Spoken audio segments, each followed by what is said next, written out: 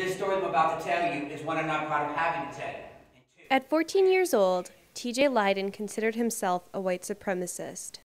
I think anybody can get involved in these kind of movements when they're vulnerable at any time.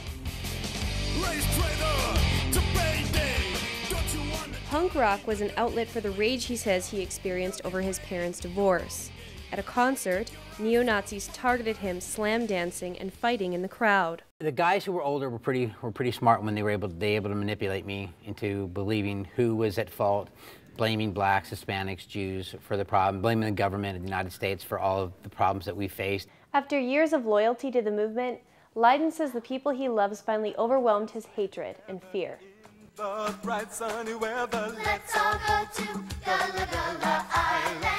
My two little boys, we were sitting down one morning watching a TV show on Nickelodeon called Gullah Gullah Island. And me and my 11-month-old are watching it. My 3-year-old comes in the living room, sees us on the TV, turns it off and yells at me. He goes, "Daddy, we don't watch shows with niggers in the house."